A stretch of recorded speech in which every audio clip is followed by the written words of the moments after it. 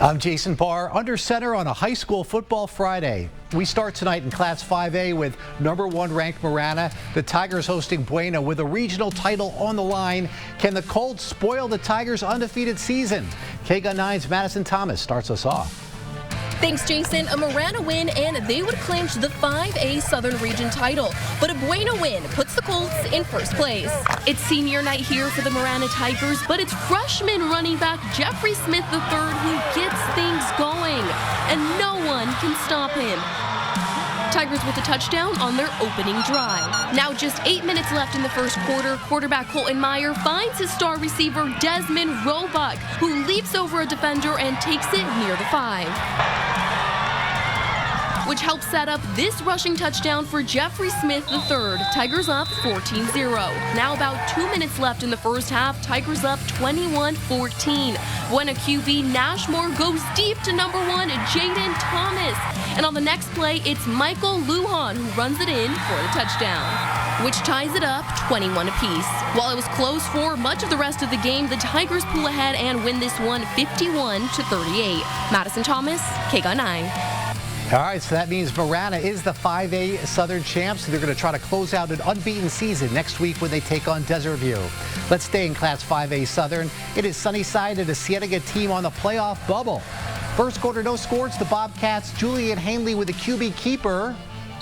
Touchdown, 7-0. Sunnyside trying to answer. Raymond Duarte intercepted by Alec Anea.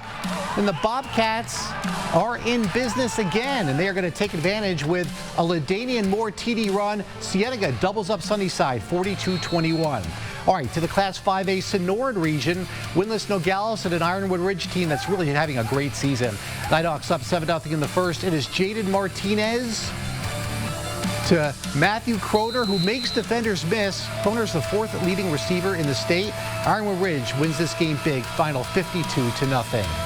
Let's move on now to Class 2A in the never boring San Pedro Division. Bisbee on a 5-game winning streak at Tombstone, which has won 3 in a row. The Yellow Jackets need a win to put themselves in playoff position, or will the Pumas win the 2A San Pedro? Here's Alexis Ramanjulu.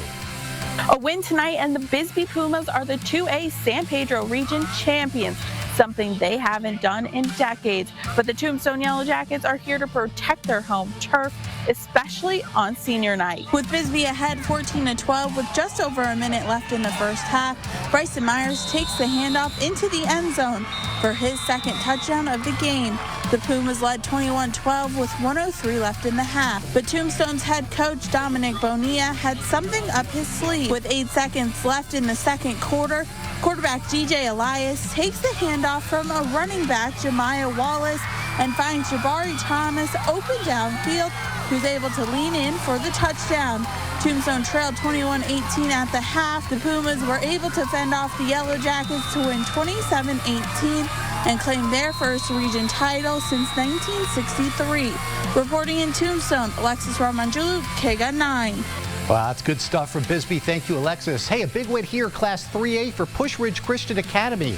The Lions win at top-ranked Thatcher, 22-7. Push Ridge improves its record to 8-1. More scores are scrolling across the bottom of the screen, and more high school football highlights are next after the break here on KGUN 9.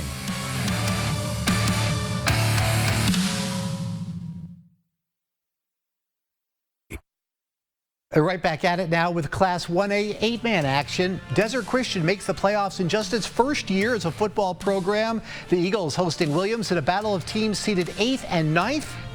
First quarter opening drive for Desert Christian. This is Tony Barcelo finding a big hill and taking it in for the touchdown. 8-0 after the 2-point conversion.